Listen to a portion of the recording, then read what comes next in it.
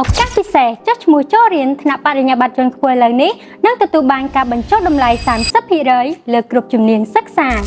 ឱកាសបង្កើនការសិក្សាថ្នាក់បរិញ្ញាបត្រជាន់ខ្ពស់បានមកដល់ហើយសិក្សាវគ្គអនឡាញថ្មីជាមួយសាស្ត្រាចារ្យមានជំនាញមានបទពិសោធន៍បង្រៀនជាច្រើនឆ្នាំសិក្សាជាមួយសាស្ត្រាចារ្យតាមរយៈ Zoom Google Meet មិនត្រឹមតែប៉ុណ្ណោះសាលាមាន System e-learning សិក្សា 24 ម៉ោងក្នុងមួយសប្តាហ៍វគ្គសិក្សាអនឡាញនេះបង្កើតឡើងជាពិសេសសម្រាប់បងប្អូនមន្ត្រីរាជការបុគ្គលិកក្រុមហ៊ុនអាជីវករនិងនិស្សិតទៅបញ្ចប់ថ្នាក់បរិញ្ញាបត្រចង់ពង្រឹងសមត្ថភាពផ្នែកដឹកនាំគ្រប់គ្រងការស្រាវជ្រាវដើម្បីបង្កើនសមត្ថភាពការងារនាពេលបច្ចុប្បន្នកាន់តែពិសេសលោកអ្នកអាចសិក្សាបានទូទាំងប្រទេសគ្រប់ពេលវេលានិងគ្រប់ទីកន្លែងការផ្ដល់ជូនពិសេសនេះមានរយៈពេលត្រឹមតែ2សប្តាហ៍ប៉ុណ្ណោះចាប់អារម្មណ៍ comment ឬ inbox មកកាន់ page ផ្លូវការរបស់សាកលវិទ្យាល័យ IIC